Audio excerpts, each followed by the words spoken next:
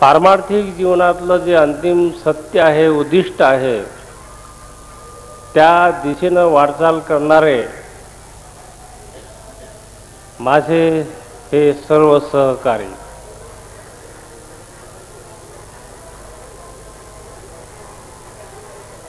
धर्मजातीचा उल्लेख करण्याची गरज नाही, कारण आम्ही एका प्रांतातले. तुमचा प्रदेश वेगळा पडतो. दरवर्षी मी बोललं पाहिजे असं सांगण्यात येतं, आणि यावर्षी मी बोललो पाहिजे याच्यासाठी मी प्रयत्न केला, कारण मला बोलू द्या बुवा. संयोजक जे आपले तिवारी आहेत त्यांना मी सांगितलं की जरा मला बोलू द्या, परंतु मधल्या काळामध्ये काही लोकांची जी पत्र आमच्यापर्यंत येऊन पोहोचली त्यातला काही भाग त्यांनी असा आमच्यासमोर उघडा केला की तुम्ही कोणत्याच प्रकारचा विचार न करता बेजबाबदारपणे वक्तव्य करता, आणि त्याचे काय गंभीर स्वरूपाचे परिणाम होतात हे तुम्हाला माहीत नाही. तर म्हणून तुम्ही बोलताना जरा विचार करायला पाहिजे, असे पत्र आलेले आहेत. आणि म्हणून आजचं जे काही माझं बोलणं आहे ते बोलणं काय बोलायचं याची मी तयारी करून घेतलेली आहे, किंवा चुकून असं काही भलतं सलतं बोलल्या जाऊ नये, कारण लोकांच्या मना भावना दुखू शकतात, काही गडबड होऊ शकते. म्हणून म्हटलं बा हे कायद्याच्या बाहेर जाऊ नये म्हणून काही पॉईंट लिहून ठेवले. कारण यापूर्वी मोकाट बोलायची सवय होती, इकडं का तिकडं काही बिघडत नाही, परंतु लोक आता फार बारीक नजर ठेवून असल्यामुळं, आणि म्हणून मी जपून बोलण्याच्या दृष्टीनं आज तयारी करून आपल्या समोर बोलण्यासाठी तयार झालो आहे.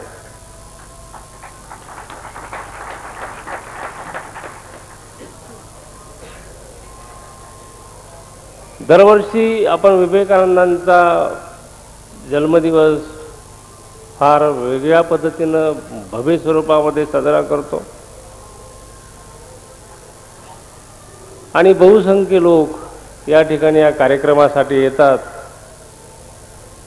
आणि तृप्त होऊन जातात.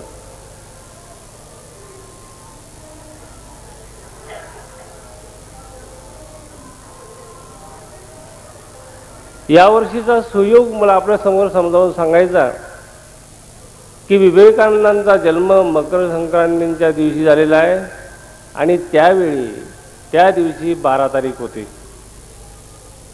म्हणजे जनरली संक्रांत ही 14 तारखेला येते, परंतु त्यांच्या जन्मकाळी ती 12 तारखेला आली होती. म्हणून आपला यावर्षीचा सुयोग असा की 12 तारखेपासून आपला कार्यक्रम सुरू झाला, आणि 14 तारखेला मकर संक्रांत त्या दिवशी आपला समारोप झाला. योग असतो, आणि सणाचा दिवस असल्यामुळं बायांची संख्या कमी पडेल, माणसंही कदाचित कमी येतील असं वाटत होतं, परंतु तसा काही फरक जाणवला नाही. मधल्या काळामध्ये माझं काही मत मी प्रगट केलं, आणि त्याचा दुष्परिणाम म्हणून जी काही एक सामाजिक रिॲक्शन आली, तर एक 8-10 दिवसापासून काही जमाते हिंदूंनी असा प्रचार केला की यावर्षी यात्रा वगैरे काही भरणार नाही, कारण सरकार बंदी आणणार आहे, तिथं तुम्ही जाऊ नका, कारण त्या ठिकाणी नक्षलवादी अतिरेकी असे लोक येऊन बॉम्बस्फोट करणार आहेत, मारणार आहेत लोकांना वगैरे वगैरे, अशा अफवा पसरवल्या गेल्या, कारण जेणेकरून लोक या ठिकाणी येऊ नयेत. परंतु त्या अफवांचा काही परिणाम झालेला दिसत नाही, कारण या परिसरामध्ये या सर्व आपल्या सर्व या पटांगणामध्ये तुम्ही इतके खचून भरलेले आहात की तुमच्या मनात तशा प्रकारचा कोणताच संशय नाही. आज आपल्या या व्यासपीठावर आपल्या जिल्ह्यापुरताच आपण विचार करू, म्हणून आपल्या जिल्ह्यातले त्या त्या धर्माचे जाणकार बोलावून आपण या ठिकाणी सत्कार घडवून आणला, त्यांचे विचार ऐकले. विचारामध्ये फरक नसतो,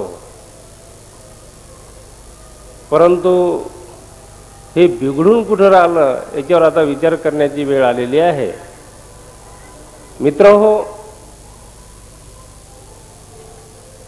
तिवारी साहेबांनी सांगितलं, आपले उत्सव समितीचे अध्यक्ष टापरे साहेबांनी सांगितलं की विवेकानंदाचं जे भाषण शिकागो शहरी झालं होतं त्याला 100 वर्ष पूर्ण झालीत, आणि म्हणून कन्याकुमारी केंद्रातर्फे 1 वर्षापासून विवेकानंद परिक्रमा सुरू झाली होती, त्याचा समारोपही झाला. आणि आपल्या भारताचे पंतप्रधान कन्याकुमारीला ज्यावेळेस गेले त्यावेळेस त्यांनी अशी घोषणा केली की हे पुढचं वर्ष राष्ट्रीय चेतना वर्ष म्हणून आपण साजरं करू. आपले दिवंगत पंतप्रधान राजीव गांधी यांनी युवा दिन म्हणून हा दिवस घोषित केलेला आहे, आणि म्हणून विवेकानंदांच्या जन्मदिवशी आता ठिकठिकाणी कार्यक्रम साजरे होतात. एक उदाहरण मी आपल्यासमोर देतो. भगवान गौतम बुद्धाकडं एक माणूस गेला. तो काळ असा होता की भगवान गौतम बुद्धांनी ह्या साऱ्या प्रथा, काही गोष्टी याच्यावर हल्ले चढवले, आणि म्हणून एक सनातनी माणूस त्यांनी ठरवलं की गौतम बुद्धाजवळ जाऊन वाद घालायचा, त्यांना वाटेल ते बोलायचं, त्यांना चिडवायचं, प्रसंगी काहीही करायचं त्याचा निर्णय होता. पंडित होता तो. आणि तिथे गेल्यानंतर त्यांनी गौतम बुद्धांना वेगवेगळे प्रश्न विचारून त्रस्त करण्याचा प्रयत्न सुरू केला. बुद्ध काही बोलेनात. शेवटी त्यांनी शिव्या द्यायला सुरुवात केली. शिव्या संपल्या. मग तो विचार करू लागला, आता करावंच काय, आता मारण्याशिवाय दुसरं काहीच राहिलं नाही. म्हणून हा तिसरा प्रकार काही करू नये, परंतु आपण एवढं बोलल्यानंतर, एवढं केल्यानंतरही तो माणूस विचलित झाला नाही, तर आपण त्यालाच प्रश्न विचारू की बुवा की तुम्ही विचलित का झाले नाही. तर म्हणून त्यांनी तो प्रश्न विचारल्यानंतर भगवान गौतम बुद्ध काय म्हणाले की एखाद्या माणसाने जर मनी ऑर्डर जर केली आणि ज्या माणसाला ती केली त्या माणसानं जर ती घेतली नाही तर ती मनी ऑर्डर कोणाकडे जाईल? करणाराकडं. तसं म्हणून तू ज्या काही शिव्या दिल्या त्या मी त्याचा स्वीकारच केला नाही, आता त्या परत तुझ्याकडेच जाणार. पण हे गौतम बुद्धांनी जे केलं त्याच्या उलट मी केलं. कारण लोकांनी ज्या काही हजारो शिव्यांची जी पत्र पाठवली ती मी सर्व स्वीकारले, जवळ ठेवले. कारण गौतम बुद्धासारखं जर मी केलं असतं की ती मनी ऑर्डर जर घेतली नसती तर ती परत गेली असती. मग ज्यांनी केलं त्याच्याकडे गेलं असतं, तर ज्यांनी शिव्या दिल्या त्यांनाच त्या शिव्या परत मिळाल्या असत्या. मग त्याचं काम त्यांनी त्याच्या अवस्थेत जाऊन मी तेच केलं असतं. मग त्यांनी मला शिव्या दिल्या आणि मी स्वीकारल्या नाही तर त्या परत त्याला गेल्या असत्या, म्हणजे मीच शिव्या दिल्या असं झालं असतं. आणि म्हणून मी त्या ठेवून घेतलेल्या आहेत, मी परत केल्या नाहीत. तर मित्र हो, कोणताही नवा विचार मांडताना सध्याची जी काही देशाची परिस्थिती आहे त्याचा विचार करताना वेगवेगळे विचार करून अशा एका निर्णयापर्यंत मी आलो की आता हे कुठंतरी थांबलं पाहिजे, याच्यातून काही मार्ग आपण काढला पाहिजे. आणि म्हणून आमचा हा लहान प्रयत्न आहे. आम्ही सर्व एका जागी आलो, तुम्ही सर्व या ठिकाणी आलेले आहात. हे बिघडतंय कुठं हा प्रश्न आहे. असे अनेक प्रश्न विचारणारे लोक मला भेटले की मी कधी कधी असा विचारात पडलो की आता याचं उत्तरच काय द्यावं. एक सुविद्य माणूस, शुद्ध कुलीन, उच्चवर्णीय, तो माझ्याकडे आला आणि म्हणाला की तुम्हाला हिंदुत्वाबद्दल काहीच वाटत नाही, रामाबद्दल काहीच वाटत नाही. तर मी त्या माणसाला सांगितलं की आम्हाला वाटत नाही असं नाही, रामावर आमची म्हणजे अंतःकरणातून पूर्णपणे श्रद्धा आहे. मग तो माणूस म्हणाला की तुमच्यामध्ये स्वाभिमान दिसत नाही, तुम्ही त्या दिशेनं काही पावलं उचललेली नाहीत, तुम्ही वेगळी भाषा बोलता. तर त्यावेळेस मी त्या माणसाला सांगितलं की रामाचा प्रभाव आमच्या खेड्यातल्या सामान्य माणसामध्ये आहे, रामाबद्दलचा भाव आमच्या सामान्य माणसामध्ये आहे. आणि तुम्ही हिंदुत्वाच्या नावानं टाहो फोडणारे जे लोक आहात, तुमच्यामध्ये तो भाव कमी आढळून येतो. आणि कशावरून? अरे म्हटलं, तुम्ही शिकले सवरलेले आणि उच्चवर्णीय लोक एकमेकासमोर आल्यानंतर नमस्कार करता, आणि आमचा शेण काढणारा कष्टकरी माणूस, शेतकरी माणूस, अशिक्षित माणूस एकमेकांना भेटल्यानंतर रामराम करतो.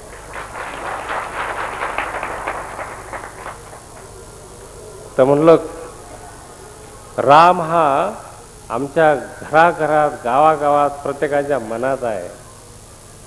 आणि तुम्ही असं म्हणता की तुम्हाला रामाबद्दल काहीच वाटत नाही. वाटत कसं नाही हो? असे नानाविध प्रश्न. आता आपले भरतिया शेठ बोलताना बोलले, तो जिथं जो भुईसपाट करण्याचा जो प्रकार घडला, त्याच्यानंतर जे घडलं ते इतकं वाईट घडलं की आता अकोला शहराची परिस्थिती पाहिली तर स्मशानभूमीच वाटते. आज त्यांच्यासोबत आलेले एक आप्पा मला भेटले, अक्षरशः ते रडले की माझं लाखो रुपयाचं नुकसान झालं, फक्त मी आणि माझी बायको आणि मुलं शिल्लक आहेत. हे सर्व पाहिल्यानंतर तो धर्म, देव वगैरे याच्याबद्दल किळस येऊ लागते की काही भांगडीत पडूच नाही, काही गरज नाही आहे. तुम्ही पाहिलं असेल टीव्हीवर, कोणता सोमालिया नावाचा देश आहे, तिथं लोकांना खायला नाही, भूक बळी आहेत, असे हाडकं दिसतात लोकांचे. मी पाहिलं एकदा कधीतरी. तिथं तुम्ही त्यांना पाहिल्यानंतर तुम्ही धर्म वगैरे हा विचार जर मांडला, मूर्खपणा आहे. धर्मगिर्म काही नाही हो तिथं. तिथं भाकर पाहिजे, पाणी पाहिजे, ही व्यवस्था जर झाली, आटोपलं, त्यांना धर्म काही त्याचं कामच नाही. आणि म्हणून मी एक सरळ सरळ उदाहरण देतो. आज विवेकानंदांचा जन्मदिवस आहे. विवेकानंदांनी आम्हाला जे शिकवलं तेच तुम्हाला सांगतो. ज्यांच्या नावानं आम्ही हे सर्व उभं केलेलं आहे, त्यांचं साहित्य आमच्याजवळ इथं मिळतं, आणि त्यांच्या साहित्यातलं, त्यांच्या पुस्तकातलं मी आपल्यासमोर मांडण्याचा प्रयत्न करतो.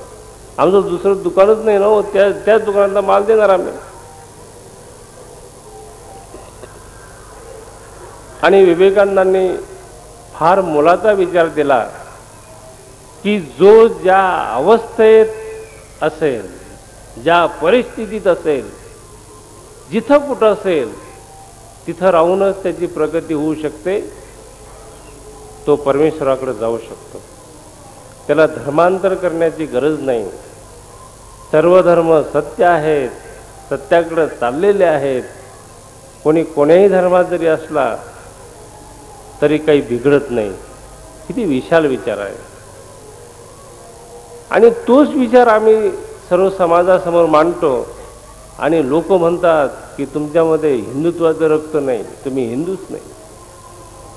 आणि म्हणूनच चिडल्यामुळं की काय, रामकृष्ण मिशनचे जे अध्यक्ष आहेत लोकेश्वरानंद, त्यांनी सांगितलं कन्याकुमारीच्या त्या कार्यक्रमामध्ये की आम्ही रामकृष्ण मिशनचे जेवढे संन्यासी आहोत आम्ही हिंदू नाही. आता कोणाची हिंमत आहे बोलायला? मी विचार प्रकाशित केला, शिव्या मिळाल्या. आता ज्याचा प्रभाव साऱ्या जगावर आहे त्या रामकृष्ण मिशनचा प्रमुख माणूस म्हणतो आम्ही हिंदू नाही. आता बोलायची ताकद नाही. तर त्यांनी त्याचं विश्लेषण केलं की विवेकानंदांचं म्हणणं होतं की जगाला एका विश्वधर्माची गरज आहे की जो सर्वांचा असेल. आणि म्हणून त्यांनी धर्माची व्याख्या केली की धर्म हा एवढा विशाल आहे की तो सर्वांना सामावून घेऊ शकतो. परंतु त्या धर्माच्या नावाच्या अगोदर तुम्ही एखादा शब्द घातला की तो लहान होतो. त्या धर्माच्या आधी जर तुम्ही हिंदू नाव घातलं लहान झाला. त्या धर्माच्या आधी जर तुम्ही मुस्लिम नाव घातलं की तो लहान होतो. त्या धर्माच्या नावाच्या अगोदर तुम्ही ख्रिश्चन म्हटलं की झाला लहान तो. पण धर्म हा शब्द एवढा निष्ठाच ठेवला तर तो इतका विशाल आहे की तो सर्वांना सामावून घेऊ शकतो. धर्माची व्याख्या मी आपल्या समोर सांगू का?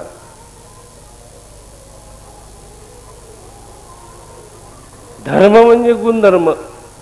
सरळ सरळ धर्म म्हणजे गुणधर्म.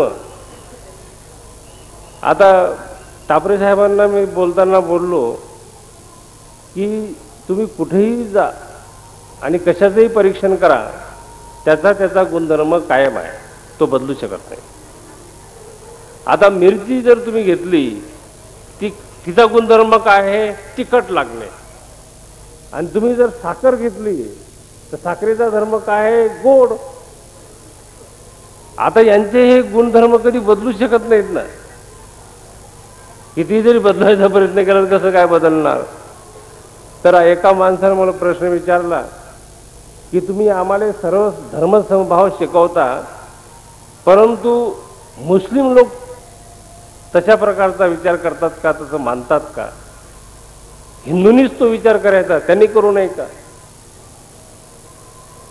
तर मी त्या माणसाला सांगितलं की हा गुणधर्म आहे. आता मिरचीचा गुणधर्म आहे तिखट आणि साखरेचा गुणधर्म आहे गोड. आता ही मिरची कधीच बदलणार नाही ना, ती तिखटच राहणार. आणि म्हणून तिचा तिखटपणा जावा असा प्रयत्न करणं म्हणजे तिचं मिरची पण गमावण्यासारखं आहे.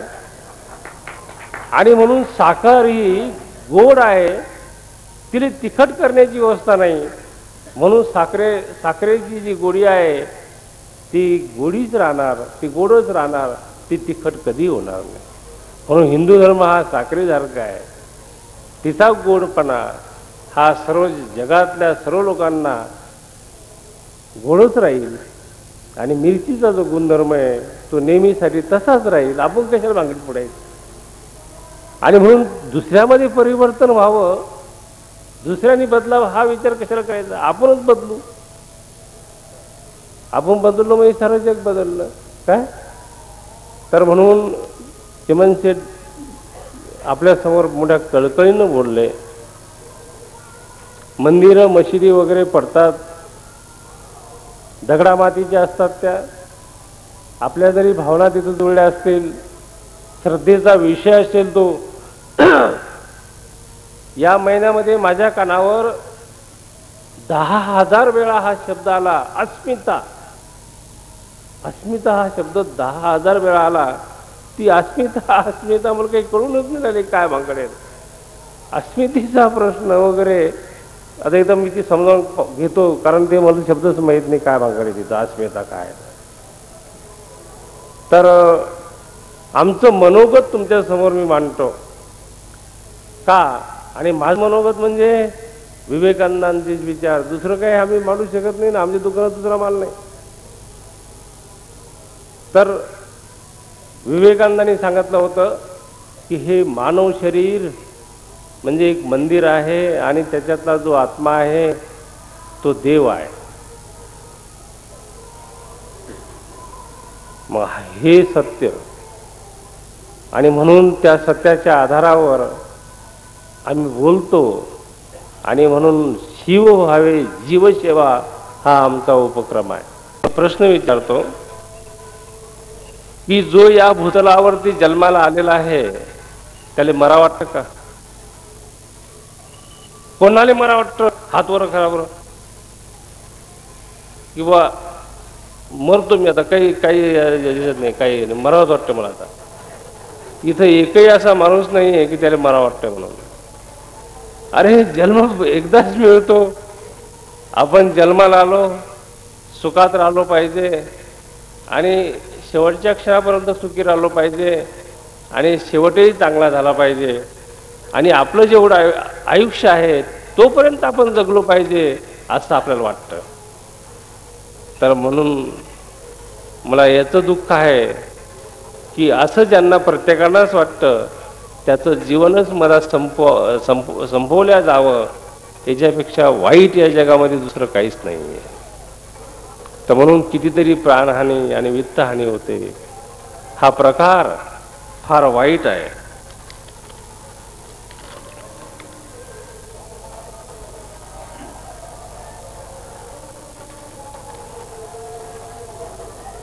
काही लोकांनी विरोध करताना असा केला की तुम्ही हे विवेकानंदांचे जे विचार मांडता ते विवेकानंदांनी विचार अमेरिकेमध्ये मांडले, इंडियातल्या लोकांना ते पोषक नाहीत.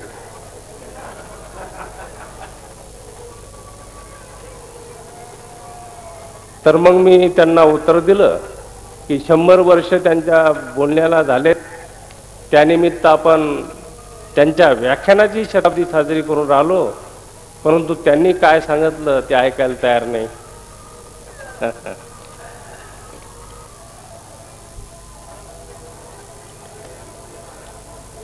तर दुसरा प्रश्न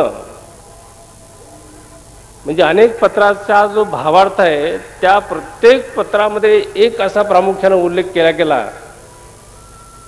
की सहिष्णुता जी आहे ती आपणच आपल्यामध्ये ठेवायची का?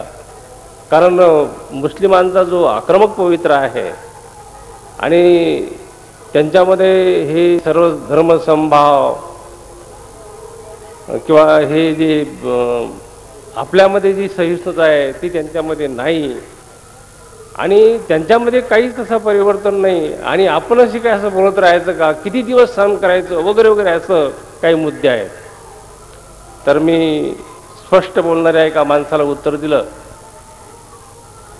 की पाण्यामध्ये एक विंचू पडला आणि रामकृष्ण परमहंसांनी तो पाहला. परमहंसाला असं वाटलं की आता हा पाण्यात मरून जाणार, म्हणून पाण्यातून असा हात घालून त्याला वर काढलं, तर त्यानं एकदम नागी मारली, पुन्हा झटकलं त्यांनी. परंतु तो पाण्यात पडल्यानंतर पुन्हा मरणारच हा भाव पुन्हा जागी झाल्यानंतर पुन्हा त्यांनी असं त्याला वर घेतलं, त्यानं पुन्हा नागी मारून दिली, पुन्हा फेकून दिलं त्यांनी पाण्यामध्ये, परंतु मरतात. मग पुन्हा त्यांनी तिसऱ्यांदा प्रयत्न केला आणि त्याला वर घेतलं, ते ती नागी मारणं सुरू असताना त्याला काठारानं सोडून दिलं. तर त्या माणसाला मी म्हटलं की त्यांचा गुणधर्म कोणता आहे? आपल्या धर्मावर बोलायचं नाही, गुणधर्मावर. त्यांचा गुणधर्म काय? नागी मारणे. हा, मग आपली होते हाग. हा हो, त्यानं मग काही बिघडलं, त्याचं काम त्यानं केलं, परंतु आपलं काम काय की वाचवणे. तो त्याचं काम करत राहील, आम्ही आमचं काम. आणि हे तुम्ही प्रापंचिक लोक या मताशी सहमत होऊ शकणार नाही, परंतु साधू म्हणून जर तुम्ही, संत म्हणून जर तुम्ही माझ्याकडे पाहत असाल तर आमचं हेच काम आहे, आम्ही तुमच्यासारखं कसं करणार काही बी. तो शत्रू जरी असला तरी त्याच्यावर आम्ही प्रेम करू, आणि कोणी आम्हाला असं दगडही मारायला लागला तर त्याचं आम्ही स्वागत करू. हा आमचा धर्म आहे. लोकांनी कसं करावं कसं राहावं याच्याशी आमचा काही संबंध नाही. आणि मित्र हो, कारण पुढच्या कार्यक्रमाला वेळ होऊन राहिला याची मला पूर्णपणे जाणीव आहे. आमचे तिवारी बेचैन झाले की हे काय, हे प्रकरण किती वेळ चालतंय. तर आता मला तर पहिली गोष्ट बोलायची सवयच नाही. तुम्ही पाहिलं असेल की प्रत्येक वर्षी जसे असतं 5-10 मिनिटात मी समाप्त करून टाकतो. पण आता काय आहे की लोक बोलायला लावतात आणि त्याच्यामुळे मी बोललो. नाही तसं काही बोलायचं काम नाही आहे. सर्वांचे आभार. आणि तुम्ही सर्व मोठ्या मनानं उदारपणानं हा सोहळा पार पाडता याचा माझ्याशी काहीही संबंध नाही. तुम्हाला कल्पना असेल की मला हार्ट अटॅक येऊन गेला त्या दिवशीच मेलो होतो मी, आणि आजही मी जिवंत आहे असं मला वाटत नाही. म्हणजे मी जर मेलो असतो त्यावेळी तर उत्सव झालाच असता आणि माझा आत्मा या ठिकाणी असता कुठेतरी आणि त्याने पाहिलं असतं की बरोबर सुरू आहे. आणि आज साक्षी रूपानं मी हे सर्व या ठिकाणचं होणारं काम पाहिलं. मी कशातच भाग घेतलेला नाही की आता त्या दिवशीच आपण गेलो, ज्या दिवशी आपला अटॅक आला होता त्या दिवशीच गेलो. साक्षी रूपाने इथं राहायचं, काय काय होतंय ते पाहायचं. आणि इथं हे सर्व होत असताना पाहून मला असं वाटलं की खरोखरच माझं काहीच काम नाही. इतकं तुम्ही प्रामाणिकपणानं या ठिकाणी येऊन हे सर्व करता. आणि विवेकानंदांचा जो विचार आहे तो विचार प्रत्येकांच्या पर्यंत पोहोचवण्याचं काम आपल्या उत्सव समितीचे अध्यक्ष टापरे साहेब यांनी करायचं ठरवलं. आता ती राष्ट्रीय चेतना ज्योत बुलढाणा जिल्ह्याच्या प्रत्येक तालुक्याच्या ठिकाणी नेऊन विवेकानंदाचा संदेश प्रत्येकापर्यंत पोहोचवायचा. तर माझं बोलणं मी समाप्त करण्याआधी एक जाहीर करून टाकतो की पुढच्या वर्षी होणाऱ्या उत्सव समितीचे अध्यक्ष टापरे साहेबच राहतील. आणि माझं बोलणं मी समाप्त करतो.